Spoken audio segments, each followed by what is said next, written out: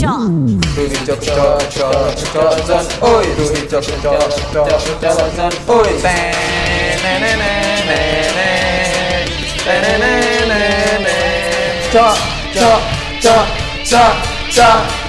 Zon. Wadidaw, wacah. Oke, udah cukup segitu ya intronya. Mantap. Oke, di episode kali ini kita akan bahas brand Pink dan brand Pink. Nanti udah muncul ya. Kalau memang nanti ada backsound ting-nya, kenapa kau ngomong ting juga dari mulut? Manu enggak lah. Atau enggak kita sebut aja sekarang nama brand. Adidas sama Puma kan? Iya, brand Adidas sama Puma. Enggak, Puma sama Adidas. Apa bedanya? Satu dunia pasti udah tahu lah tentang brand olahraga ini ya kan. Iya yuk.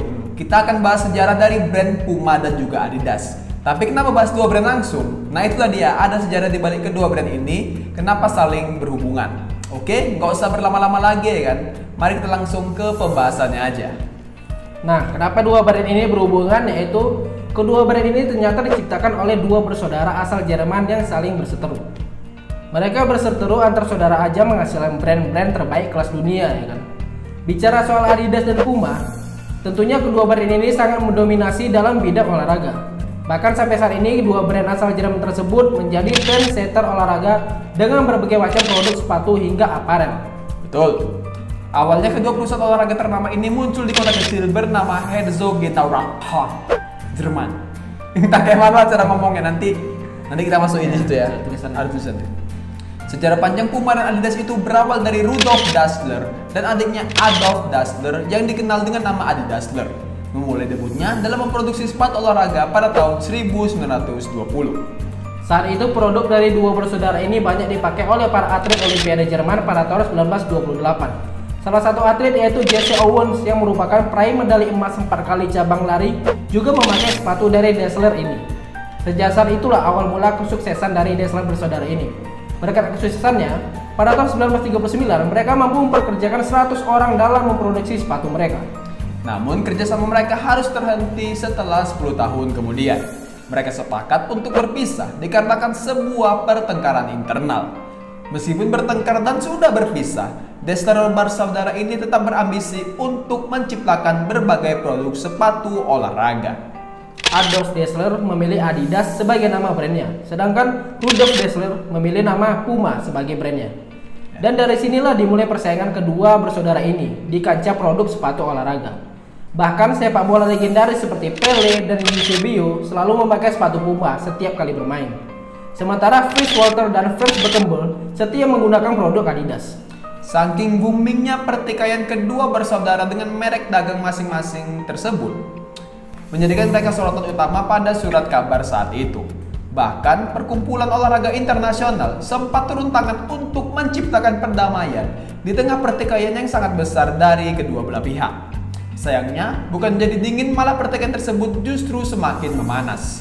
Ujung-ujungnya, baik pihak Adidas dan Puma terlibat dalam sebuah persidangan. Kala itu, Puma nggak setuju dengan hak monopoli penyediaan alat olahraga oleh Adidas untuk perkumpulan sepak bola nasional. Dan akhirnya Puma kalah dalam persidangan tersebut. Sejak perseteruannya, Adidas dianggap selalu berhasil mengungguli Puma. Keberhasilan ini menurut banyak orang nggak terlepas dari peran Horst Dassler, anak dari Adolf Dassler.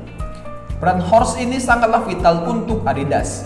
Ia membuka cabang di Prancis dan sampai melakukan berbagai pendekatan dengan para tokoh-tokoh politik olahraga internasional. Selain itu, sifat Horst yang visioner membuatnya bisa mendirikan perusahaan khusus untuk bisa memproduksi perlengkapan olahraga air yang bernama Arena. Saking berhasilnya ide dari Horst ini, Adidas dan Arena sampai bisa menyediakan pakaian bagi 35.000 pejabat olahraga dan pembantunya selama Olimpiade Moskow. Sejak saat itu, perusahaan olahraga ini berkembang pesat hingga ke negara-negara Soviet dan Tiongkok. Sebaliknya, sang rival yaitu Puma juga tumbuh dengan pesat. Penerus Rudolf Dassler, yaitu Arne Dassler, berhasil membawa Puma sukses mendirikan pabrik di berbagai negara, seperti Jerman, Prancis, Austria, dan juga Australia. Bisa dibilang pertikaian keduanya masih begitu terasa hingga saat ini, terutama dari pihak Puma yang secara masif berani menjadi sponsor tim sepak bola kelas atas, seperti Manchester City dan juga AC Milan. Dulu AC Milan malahan pengguna setia dari Adidas, tetapi tawaran Puma membuat Adidas harus angkat kaki dari klub kota Milan tersebut. Bahkan secara terang-terangan, kini Puma juga mengeluarkan banyak produk sepatu untuk menyaingi Adidas dalam bidang sepak bola. Nggak cuma itu aja, mereka ini juga berani menggandeng pesepak bola papan atas untuk masuk ke brand mereka. Sebut saja Griezmann,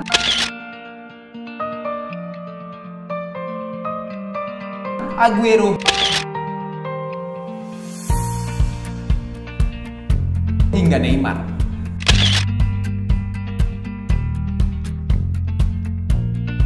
Ya, begitu juga sama Adidas. Mereka pasti nggak akan tinggal diam ya kan. Adidas bahkan menjadi sponsor utama dari tim besar Eropa lainnya seperti Manchester United dan juga Real Madrid. Udah gitu mereka juga menggait pesepak bola dunia seperti bintang Real Madrid Toni Kroos, bintang Liverpool Mohamed Salah,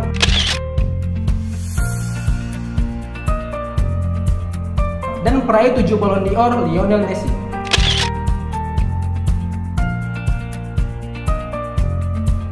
Ya, entah sampai kapan perseteruan dari Adidas dan Puma ini akan terus berlangsung. Diyakini dalam beberapa tahun ke depan, keduanya masih tetap akan menjadi brand olahraga terkemuka di dunia, berbarengan dengan brand Nike. Yaudah weh, cukup sampai sini aja lah bahas sejarah dari brand Puma dan Adidas ini. Nggak nyangka juga ya kan, ternyata brand itu dibuat sama abang ade. Saya aja jujur baru tahu. Iya tuh, abang ade di Jerman di sana yang begaduh buat brand ya kan. Kita? Awak di sini begaduh buat rusuh ya. Kalau nggak rebutan warisan. Tap. Mampus. Oke lah ya, kita sudah aja lah brand-brand masalah brand Puma sama Adidas ini. Saya mau keluar mau nyari brand Nike. Mantap. Jadi kan apa misi kita ngebahas dua brand tadi, kalau kita cari itu ternyata Nike. Ya udah, mohon maaf apabila banyak kesalahan dalam proses penyampaian kami. Mantap. Kami tidak ada maksud menyinggung pihak manapun. Saya Dio. Saya Pandu. Kami pamit undur diri dan sampai jumpa di video berikutnya. Aduh, serak. Kalau kalian ada dengar suara abang ini udah mulai berubah, itu dia nahan napas. Udah ada sesak aja sebenarnya. Udah penyakitan. Oke. Subscribe yang banyak. Kami butuh uang untuk bayar kosan. Subscribe yang banyak. Kami butuh uang untuk bayar kosan. Subscribe yang banyak. Kami butuh uang untuk bayar kosan. Subscribe yang banyak. Kami butuh uang untuk bayar kosan.